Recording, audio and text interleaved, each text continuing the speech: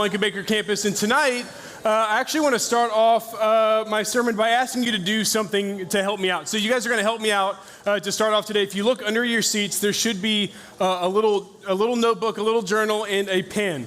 And here's what I want you to do. I want you to reach under your chair, grab that. There should be one for everyone. If there's not, someone stole it or you're lying, because we put one under every single one. I want you to take a few seconds with that journal. So open up to the first page of it, the first or second page, and there should be a word bank that looks like this. I want you to take a few seconds, take a deep breath, and I just want you to check in. Not over at the iPads over there putting your phone number in. I want you to take a few seconds and emotionally just circle the feelings that are in the box there that you feel you're feeling right this second. So we take a few seconds to do that. Take a deep breath, and if it's true for you, circle it, no matter what it is.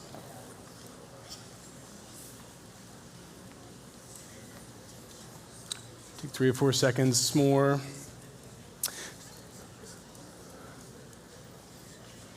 Some of you might have said happy or content or joyful. I know that those are on there. Maybe you're feeling like $1 million today. Maybe you circled anxious or nervous, or you just circled the word fear there near the bottom. Maybe that's just where you're at today. Maybe, depending on what's going on in your life, you could have circled humiliated or lonely or awkward.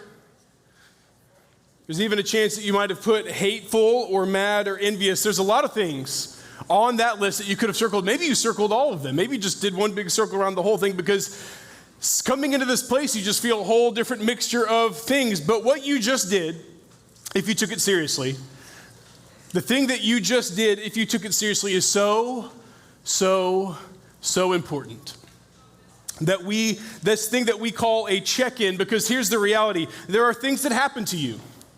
We kind of talked about that a little bit in the last series, Anchored, right? That there's these things that happen to you. Those are like your experiences or the situations that you find yourself in, and things that over the years or over the past week or over today, or even maybe since you've walked in the doors and we're eating pizza, they're maybe something happened out there in a conversation or with a friend or something like that. Things are happening to you. Situations and experiences are coming your way all the time. And those things just affect you. They have an effect on you. Your life is a story, and your story is full of experiences and situations, but it's important. Why? Here's why what you just did is important. It is important as you go through life to every now and then slow down and check in. To slow your life down for just a minute and check in with yourself. And for the next 3 weeks, we're going to be in this series called Full. You see it there up on the screen. And what we will be looking at in this series is 2 books of the Bible every single week. So we're going to look at 2 different books every single week. This is not a series where we're going to be just reading one thing the whole time. We're going to be reading 2 books. One book is going to be telling us stories, right? Situations and experiences. Stories about a guy named David in the Bible. Everybody say David. The other book that we're going to be reading is a book of songs and poems and prayers written by that same man named David. Here's why we're doing it. Here's why we're going to be reading 2 books and jumping back and forth between them every single week, because you can learn something. You can learn something very, very, very important about God, even if you're in this place and you don't believe in God and you're just coming, checking things out, exploring Him. So I want you to know, for the next 3 weeks, if you lean in and pay attention, you could learn something about God and yourself by looking at the stories of David and the journal of David. There's so much that David did and so much that happened to him, and all those stories are written in 1st and 2nd Samuel. But like I said, we have more than just stories written about David. We have songs, poems, and prayers written from David. We have access to his journal in the book of Psalms. And David is going to help us this November if you're willing to be helped. Hopefully tonight can help you practice some new things that will change how you live and how you talk to God. So let's look at the first story. For those of you who don't know anything about the Bible, David is a guy who lived in a time before Jesus. So we follow Jesus in this place lots and lots and lots of years before Jesus walked around on earth. David was there. He was the youngest member of his family. He was a shepherd boy. God actually saw something in David early on and chose him to be king, but David kind of had to wait for his time, right? So when he was about your all's age, it was obvious that he should be king, but he had to wait. He made a name for himself by taking on a giant soldier named Goliath, and he killed him. So that's the thing that most people know David for. Like even you probably hear someone, even if you don't go to church, and people that don't go to church talk about David every single March when some like small school beats a John Calipari coach team. When we talk about David beating Goliath, right? So most people know about David's life in like that context when like an underdog wins. That's just how David always gets talked about. But most people, and maybe some of you, don't know a lot about what happened in David's life outside of him killing Goliath as a teenager. And the rest of his story is somehow even crazier than the thing that I just said. Like a teenage kid killing a 9-foot person who's like a trained soldier is that's a wild thing that happened. But like the rest of his story is somehow even crazier than that. David went on to become so popular after the whole Goliath thing, and then after some other battles, like he went on to win some other battles, and the people wanted to make him king. Like they were ready for it. And instead of the current king named Saul. So Saul was the actual acting, sitting king. And he liked having David around, I guess, right? Because in as much as David was like helping him win battles and stuff. And the other wrinkle in this whole thing is like David's best friend in the whole entire world, like his closest friend is this guy named Jonathan. And Jonathan was Saul's son. So he's basically like a son to this king who kind of hates him now. And he's winning these battles and everyone loves him. And this made Saul feel really jealous, really angry, and really insecure. So in the book of 1 Samuel, we see Saul try to go solve his David problem. I'm not going to have you turn there. I actually just want you to turn, and we have it in your journal. So Psalm 54 is where I want you to be to start off. I'm going to like read through so much story that there's no point in turning to 1 Samuel 19 because it's going to be on the screen and I'm going to read it faster than you would be able to find the next story. So I'm just going to do you a favor. Like I'll tell a quick story. Pay attention to the screen if you want to read along. In chapter 19, here's what Saul did about his David problem. Straight up tries to assassinate David, okay? And so in 19 it says, as David played his harp, so Saul would bring him in. Sometimes he'd like play the harp for him. And David was playing his harp. Saul hurled his spear at David. David dodged out of the way, leaving the spear stuck in the wall, and he fled and escaped into the night. So Saul was so jealous of David that he threw a spear at him. This was in chapter 19 of 1 Samuel. So that's where that happened. For the next like 7 or 8 chapters, we just see David on the run from Saul. Like that's where the story goes. We just see David is on the run for his life because after you get a spear thrown at you by a person, you just avoid them. Like you just keep your head on a swivel from that point on. So it says this in chapter 24. After Saul returned from fighting the Philistines, he was told that David had gone into the wilderness of En-Gedi. So Saul chose 3,000 elite troops from all of Israel and went to search for David and his men nearby the rocks of the wild goats. So Saul is so jealous of David that he's actually taking 3,000 troops out of the capital, like in a time of war, by the way. Like they're fighting the Philistines. They're supposed to be doing some things as a country and as a nation and with their army, but he takes his army away and sends 3,000 people out to hunt and kill David. It happens again in chapter 26. Now some men from Ziph, I don't know. I went to University of Kentucky, so I don't know how to read all the things in the Bible. I'm sorry.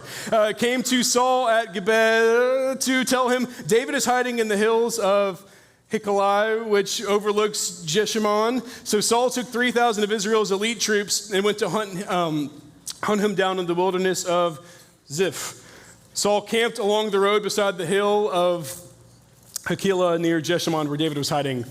I'm glad that's over. So David has been running for his life, and he's been living in caves, in and out of caves. By the way, he should be king. Like, everyone knows it. Saul knows it. God knows it, right? David himself knows it. He should be in a palace, whatever kings do, like eating grapes and like playing his harp and like winning wars. Like, that's just what he should be doing. That should be his life. I don't know why that's why I think kings do, just eat grapes all the time. That's just, I just feel like in cartoons, like kings, people just feed them grapes and stuff. But like, that's what he should be doing. But instead of doing that, instead of living in a palace and being a king, 3,000 people with spears are just chasing him through the wilderness all the time. And I don't know what you circled on your journal. You probably circled something because everything that you could probably feel is kind of in there somewhere. I don't know how you would check in this evening. I don't know the story and the situation of every person here. I know some of your all stories. I know some of your all situations, but I don't know all of you. But based on what I read in 1 Samuel, David, if he was sitting in one of your seats, like if he was sitting in this seat right here in the first row, the first chair, David would take his journal and he would check in completely exhausted if he was sitting with us tonight. His life was full. His life was exhausting. But in this series, we don't just want to look at the story of David. We want to look at his journal too. First Samuel comes from First Samuel was written by a historian who is just telling us the facts of the case. Like, if you were to read First and Second Samuel, what you were reading is someone just telling you things that happened. It's like a historical account of what happened. But the man that was like on the run, David, who was on the run for his life, kept a journal. So we don't just have like a historical fact of what happened, we have how he felt about it in the moment.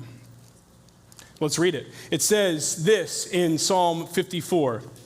And sometimes, by the way, the book of Psalms is a book of songs, poems, and prayers. And sometimes you can read a song and wonder in your mind, like, I wonder what this is about. And sometimes the Psalms start like this. For the choir director, a psalm of David regarding the time that the Ziphites came and said to Saul, we know where David is hiding. It like just tells you straight up in the Bible what this psalm is about. Some of them do that, where it's like, I wonder what this is about. They just flat out tell you. To be accompanied by string instruments. So someone probably should be playing a stringed instrument under what we're about to read, but couldn't manage that. It says this, come with great power, O God, and rescue me. Defend me with your might. Listen to my prayer, O God. Pay attention to my plea, for strangers are attacking me. Violent people are trying to kill me. They care nothing for God. But God is my helper. The Lord keeps me alive. May the evil plans of my enemies be turned against them. Do as you promised and put an end to them. I will sacrifice a voluntary offering to you. I will praise your name, O Lord, for it is good. You have rescued me from my troubles and helped me triumph over my enemies. This is one psalm, but he writes a lot of things like this. We know exactly what this song is about. Like, he went back to his cave that night when he knew Saul was going after him, and he wrote this. He wrote this down in a cave. But he writes so many things like it. Look at Psalm 62. I wait quietly before the Lord, for my victory comes from him. He alone is my rock and salvation, my fortress, where I will never be shaken. So many enemies against one man, all of them trying to kill me. Let all that I am wait quietly before the Lord, for my hope is in him. He alone is my rock and my salvation, my fortress, where I will not be shaken. Sounds kind of similar, right? Because he's talking about enemies coming after him and God helping him. Listen to this in Psalm 6. He shows so much. His check-in here is so intense. Have compassion on me, Lord, for I am weak. Heal me, Lord, for my bones are in agony. I am sick at heart. How long, O Lord, until you restore me? I am worn out from sobbing. All night I flood my bed with weeping, drenching it with my tears. My vision is blurred by grief. My eyes are worn out because of all my enemies. Go away, all you who do evil, for the Lord has heard my weeping. The Lord has heard my plea. The Lord will answer my prayer. May all my enemies be disgraced and terrified. May they suddenly turn back in shame. I grew up in church, so I grew up in this church, like from the time that I was an infant. I was in like the nursery, I was a toddler, kids ministry, MSM, HSM. I grew up here until I left for college when I was 18. I don't think I ever, growing up, said things like this because I didn't think it was allowed. No one ever told me that. Like, I never had anyone tell me, don't pray like this, don't talk to God like this, don't think this way, don't feel this way. But there was just something, maybe it was in the culture that I grew up in or the family, I don't know. I never felt like it was appropriate to even come to God the way that David is here. This is so honest. And it's just so real. I would have thought that this kind of writing might offend God, because he's just throwing it all out there. Like it is in the Bible. It's actually in the Bible. And David doesn't get in trouble. He doesn't get in trouble for bringing his honest story and his honest emotions to God. And I don't know why. Again, I never got my wrist slapped or anything for like thinking or feeling this way, but I was just conditioned to think growing up, like, I can only be so honest with God. And I can only share my heart and my emotions and my story and stuff so much with him before some sort of a line is crossed. And I'm just telling you right now, read the Psalms, like read them cover to cover. Like, go read 3 Psalms every day and you'll finish them in some amount of time. Like, you will see in there some stuff that it's like, oh, I didn't know that was in the Bible. I didn't know that you could even say that. I didn't know that it was okay to feel that way and vocalize that to God. This is David's check-in. We just read 3 iterations of it. This is David's journal. He had a full life. And when life got full for him, his journal got full too. So what's your life look like? What does your life look like? Where do you bring The situations you face and the things that you feel. Because there are situations that you face. Stuff is happening to you. Sometimes it's awesome, sometimes it's horrible, sometimes it's like everything in between, right? Like things happen to you every single day. And then you feel a certain way about it.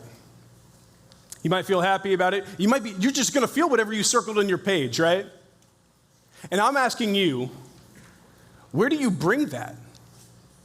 Do you have a safe place in your life where you can take the things that are happening, the things that you feel, and like take that somewhere? That's why we started with a check-in today. That's why I started my sermon having you write and circle those things, because we have to put all that stuff somewhere. Otherwise it builds up and builds up and builds up. Saul felt a certain way. He felt angry, he felt jealous, he felt insecure. He didn't take it to God. He didn't check in. Instead, he went on a rampage trying to kill a bunch of people. Like what I'm saying to you is you have to put those emotions, you have to put those experiences somewhere safe, or it's going to build up and you're going to crumble. And maybe, if you're sitting in this room, maybe you have at a certain point have felt like David. Maybe you feel exhausted. Are you exhausted?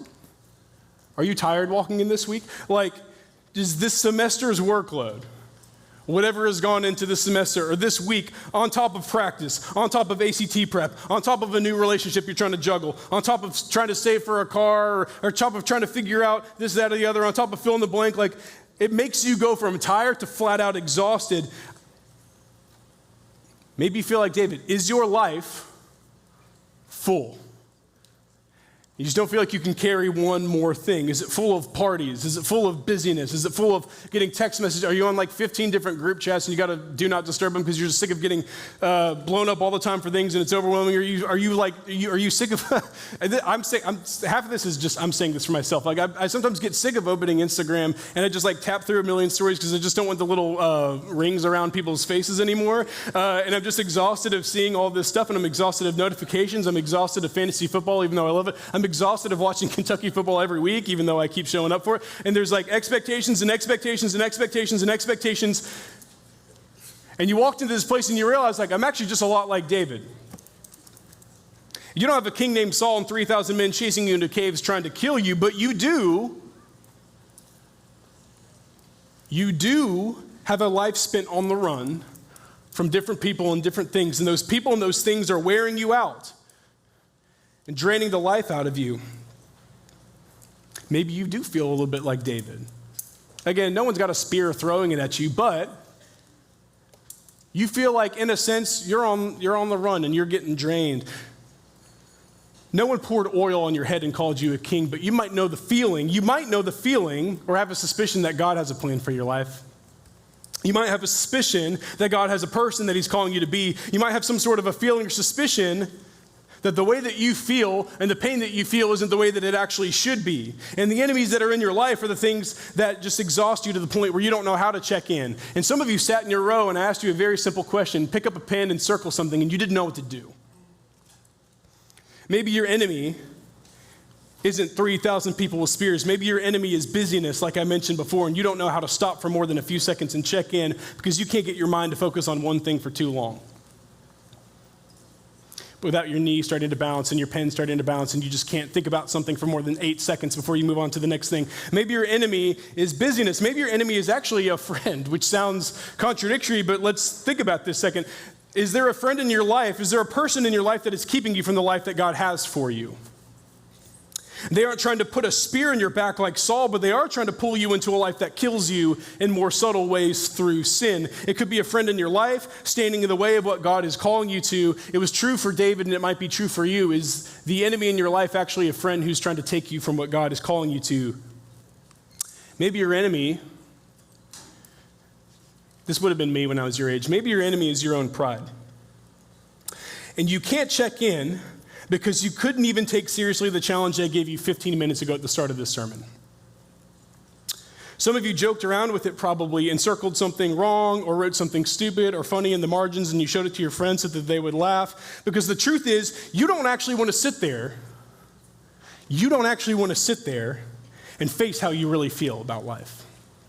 You don't want to circle something that you really feel or circle something that's serious because you know If you ever did, it wouldn't take more than 5 seconds for it to hit you like a freight train, and that feeling that you would have to sit in would be so hard that you might break down crying like David did in Psalm 6, because the feeling that you feel of exhaustion and pain and fear is so hard for you to face that you actually just don't face it at all, and everything's a joke for you, including church.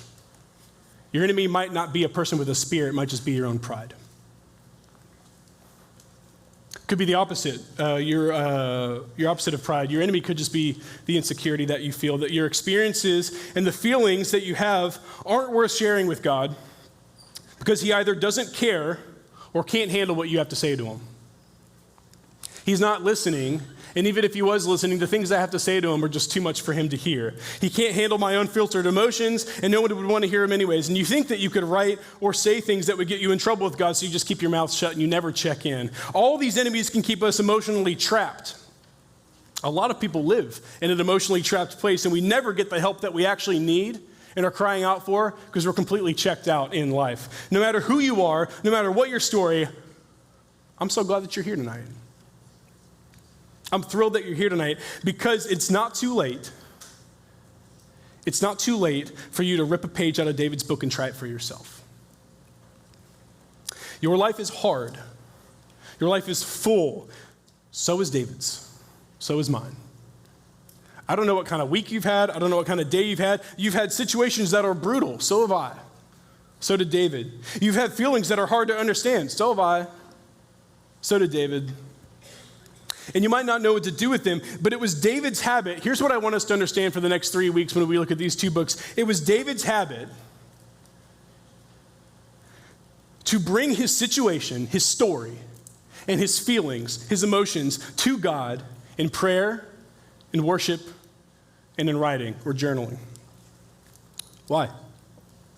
Why did he do that? Because keeping all that in, I think David knew this, and I've learned this in 32 years of life. Keeping all that stuff in leads to a life where you don't know yourself and you feel helpless all the time. The point of the Psalms wasn't David trying to get God to fix his situation and solve all of his problems for him. The point was for David, through writing it, to figure out where he was actually at. Where am I, really? What do I really think and feel about this situation that I'm in? And get my raw, unfiltered feelings out there. And to let God hear it, trusting that God can handle it, and they can help with it. He calls God his helper in Psalm 54. It's in your notebook there, and I want you to circle it. He called God his helper because David needed help with what he was going through, and so do you, and so do I. You might have come in here today with a journal under your seat, and when I asked you to pick it up and pick up a pen, the pen was shaking in your hand because you have no idea what to do. You have no idea what to circle. You have no idea what to write. We talk about David and God and songs and spears and all these things, and you're just wondering where a kid in 2024 might fit into all of this. Here's the invitation that I want you to consider here tonight. That if your life is full, if you feel exhausted, if you feel like the enemies in this life are chasing you away from God's life for you, and if you feel in this place like you have no clue what you want to do, I invite you to start a journey today, maybe for some of you for the first time in your entire life, to check in with God. That can be through writing stuff down like David did, but if that's not your thing, if you don't like writing things or you don't know what to write, that's okay. You don't have to start there necessarily, but I would ask you then to, in song or in prayer or in writing in some way, to somewhere begin the practice of checking in with God on what's going on and how you feel about it. You can write. We gave you a journal literally under your seat today that you can keep. You can start now. You don't have to go buy one. If you want a better one, come talk to me. I'll get you one. I want you to have the space and the opportunity to start to write what you're thinking and what you're feeling and what you're going through down. You can start that right now. You don't have to wait for it. Through song, we're going to have 3 songs that we're about to sing. You can start right now. If you've got something that you're going through and you've got a situation and a feeling, we've got 3 songs that are going to say what is on your heart pretty well. You can sing those out. You could pray. You don't have to wait for music to play. You don't need a journal or a pen. We have leaders and students who want to pray with you. That happened last week. Mike talked about that. We have a prayer corner back there where you can write these things down. The same way that David wrote things down, you can write stuff down, and we will. Especially anonymously, you don't want your name on it or whatever. Like, we have a team of students and a team of leaders who pray for those things every single week. We have a prayer group on Tuesday mornings at 6 a.m. up in room 21. It's the third floor here, right off the elevator. And at 6 a.m. every Tuesday morning, there's a group of people who comes together and they pray. And what we do when we pray is we talk to God. Kind of like how David did. And sometimes when we talk to God, we just let him know what's going on and how we feel about it. And that's great. We have a conversation with him. You don't have to wait for that. You don't have to wait till the new year. You don't have to wait till you get it together. You can just start that right now. You could start that tonight. You can journal tonight. You can worship tonight. Let's learn from David for the next 3 weeks and take our life and our feelings and put them somewhere safe, somewhere where we can get help for them. God can handle what's going on, and he can handle how you feel about it. And he can help. He helped David, he's helped me, and he can help you. We just have to bring it to him. There's a lot of you who have never felt like God's helpful, but you've never given him anything to help you with. Put it in his hands and see if he can handle it. We're about to go into a time of communion. But before we do, actually, I want to lead out on this. I want to read you guys something from my journal. I think I've mentioned before that it's maybe been a while. I used to work on the high school ministry team from 2015 to 2020. So I was on the HSM team working the block for 5 years. And then I left the team right before COVID hit. I left the team to go do another job at our church. I was a community pastor in our church, and I worked in the Highlands area, like on Bardstown Road. And the 3 years that I was away from the block, so I came back in 2023, and those 3 years that I spent away from you guys in this community were actually really, really hard for me. I felt really alone, and I felt exhausted all the time, and it's the first time I ever experienced anxiety in my life. And I actually used to, my boss at the time would make us take a pause every single Wednesday for an hour, right? So from noon to 1, we would do this thing called Selah, and we would take a pause, and he would make me, sometimes I didn't want to do it, but he would make me pray, and he'd make me journal. And I got a journal for it. So this is 3 years worth of Wednesdays where I sat in an office building in the Highlands and just spent time with God, and I prayed. And I never really journaled before. I'm not that good at it. Some of you guys are great at it. I don't know what you're writing all the time. I don't know. I didn't know what I was supposed to write. I'm not really much of a writer. But I did it for a couple years, once a week. And I looked back at those old pages in here, and there was times where I was excited. There was times where I was in a really low place with it all. But here's an entry that I wrote. It was June 23rd of 2021. I said this. I don't know. I keep prefacing this. I'm actually really nervous to read this to y'all. It's not anything crazy in here, but it just feels vulnerable. I sat up in an office building with a cup of coffee, and I wrote, "I am so exhausted this week, but I don't feel like I've actually done that much. I think it's all the thoughts of comparison that I have with other people in my life and insecurity. I graduated high school with so many people from Cal that are making so much more money than me, and they seem so much happier than me, and I just don't know if what I'm doing here is worth it. I don't know if I'm making an impact. I feel like when I left HSM, I made a big mistake, and it's been so hard to be obedient to the new job that God's called me to. I've never felt more lonely than I have in the last couple years, and I never felt like I wasn't making a difference." And I read what Jesus wrote in Matthew 11, and I don't know, I'm a fixer by nature, and I don't know how to work to not fix what's going on in my life. I just want to grab the reins and lead everything. It's so hard for me to sit in this tension because it just seems like I'm the only one that has to. It seems like everyone else is getting what they want except for me. I feel like I'm being passed by. God, if I'm being honest, I feel like you forgot about me. And I have no clue what I'm supposed to do in the in-between. If I'm being really honest, I wonder if I'm even supposed to be a pastor at all. Maybe I should look for another job. But I got lunch with Brock recently, and I'm so excited about what he's doing in high school ministry. I'm so excited about the fact that they're about to go to camp. And I trust that you're still working in HSM, and I trust that you're still working with me here in the Highlands. I trust you with my eternity. I can trust you with the next year of my life. I trusted you with my eternity. I can trust you with the next day. I can trust you with the next 5 minutes. This sucks, but I trust you.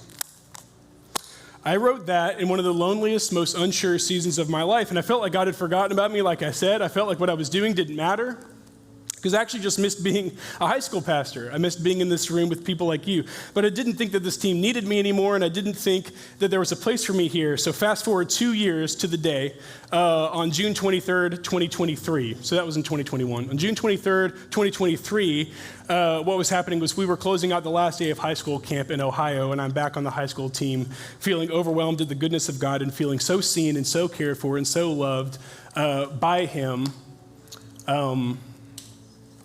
Just thriving being your all's high school pastor.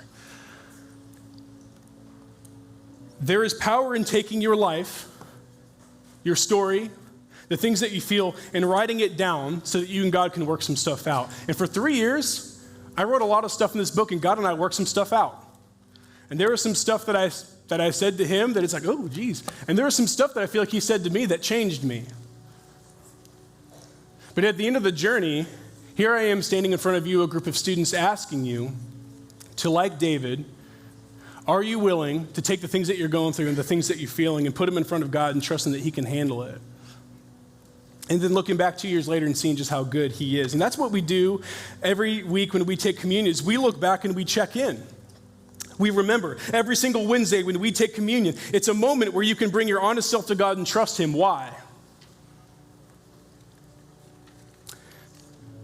Because in communion, we remember the best truth ever, that God helped us in ways we could never help ourselves, that Jesus, the Son of God, came and died for us and rose from the dead, so that we can go into any situation, any experience, any circumstance, and know that God is for us. We have full lives, but so did Jesus.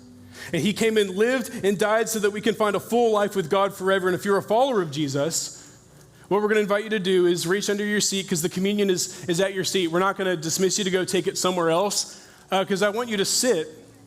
I want you to sit and check in for a bit. To reach under your seat, grab communion, and for a few minutes, take communion by yourself and check in. What's going on and how do you feel about it? If you're a follower of Jesus, if you're a believer in Jesus, if you've made the decision to trust him with your life, communion is an opportunity for you to check in and not just remember how you felt and what you did, because my story doesn't matter at the end of the day. It's about the story that God is writing through my life and all of our lives, and the story that God's writing because of what Jesus did on the cross, and that is what we remember when we take communion. That is why we worship. That is why we gather here. It's because Jesus is worth giving everything for. If you're a follower of Jesus, I want you to take the cracker and the juice and check in with God. Take your time. Write some stuff down if you need to. Pray and talk to him. And then when it's time, you guys will stand up and we'll worship together. I'm going to pray and kind of get you ready for that time.